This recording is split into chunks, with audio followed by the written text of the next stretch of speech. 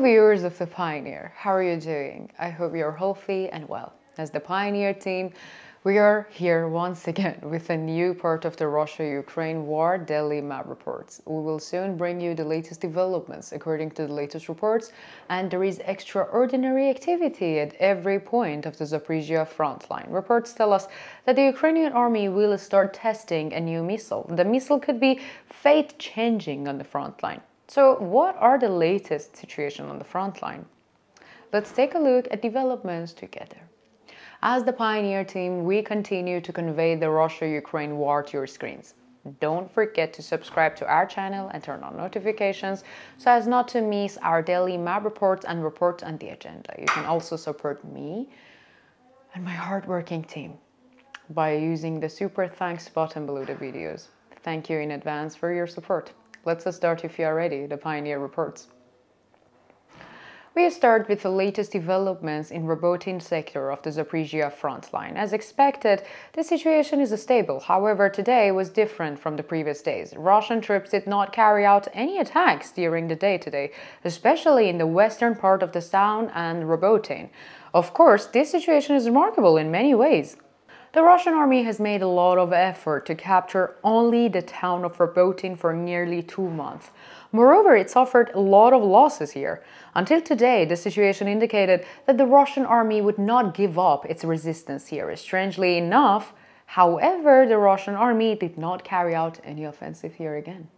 The situation in Verbov also seems to be in favor of Ukraine. Of course, oscillations continues, but the Ukrainian army continues to be advantageous side during these oscillations. According to the latest reports, we see that the Ukrainian army has captured some positions in the direction of Verbov. However, it should be noted that these reports have not yet been confirmed. Let's continue with the artillery activity in the region. According to the latest report, artillery units of the Russian armed forces targeted Pyatykhatki and Orikhiv. In turn, artillery units of the Ukrainian armed forces targeted units of the Russian armed forces stations in Novoprokopivka, Novopokrovka, Verbov, and Ichenkov. Now let's continue with the latest developments on the Vuhledar sector of the Zaporizhia front line. According to reports, Russian troops in the Vuhledar direction have begun to change their offensive strategy.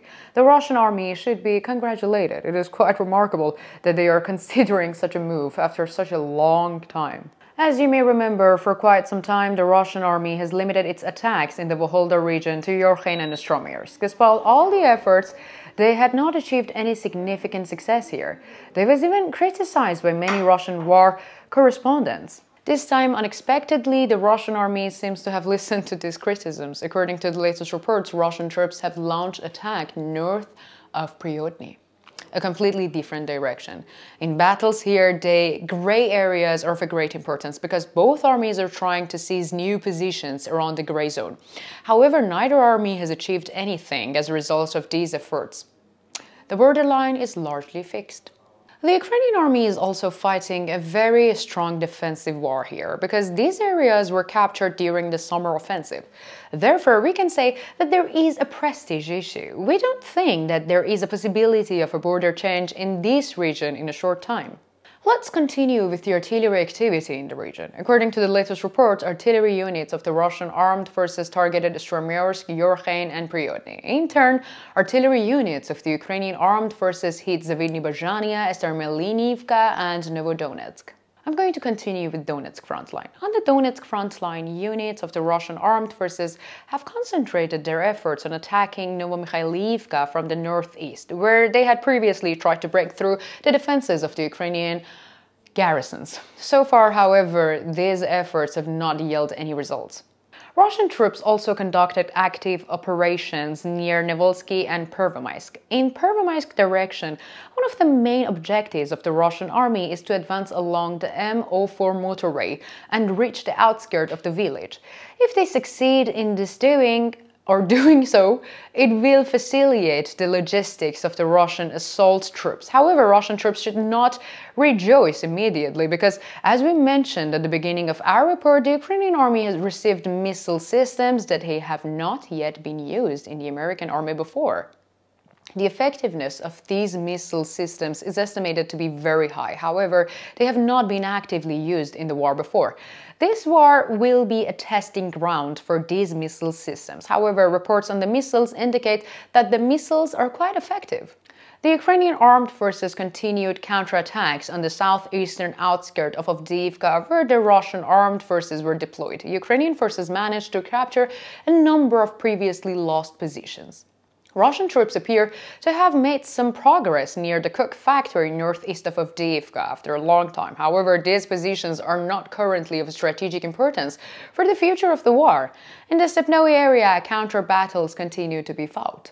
Let's continue with the artillery activity in the area. According to the latest reports, artillery units of the Russian armed forces targeted Avdiivka, Opytny, and Novomikhailivka. On the other hand, artillery units of the Ukrainian armed forces targeted Donetsk city center and Russian positions behind the front line. Let's take a quick look at Bakhmut front line. According to the latest reports, on the Bakhmut front line, units of the Russian armed forces launched an infantry attack after intense artillery attack on the hill areas northwest of Klishchivka. However, these attacks did not yield any results, and the Ukrainian army continues to defend its positions. On the other hand, the Russian army carried out intensive attacks on the positions of the Ukrainian armed forces on the hills near Ivanyivsky and Bogdanivka. However, no results were obtained from these attacks as well. Let's also look at the artillery activity in the region. According to the latest reports, artillery units of the Russian armed forces targeted Ivanyivsky, Kasavyar, Klishchivka and Andreevka. In contrast, artillery units of the Ukrainian armed forces targeted Bakhmut town center, Yahidny and Berkhyivka. Okay, now let's continue our report with the latest developments on the Luhansk front line. According to the latest reports on the Luhansk front line, units of the Russian armed forces carried out offensive operations near Belogorivka. There are some reports that Russian troops have captured several new positions, and however, these reports have not yet been confirmed. On the other hand, the Russian army tried to expand its positions near Terny. With the successful strategy, the Ukrainian armed forces managed to protect the defense lines here. There were also fierce counterattacks near Brestovoy, Krakhmalnoye, Tabiivka and Kislovka. So, what do you think? Do you think the new missile systems to be used by the Ukrainian army will be effective? How do you assess the unsuccessful offensive of the Russian army for several days? Do you think the Ukrainian army will be able to maintain the positions gained during the counteroffensive? Let me know in the comments, because I read and I care a lot about your comments.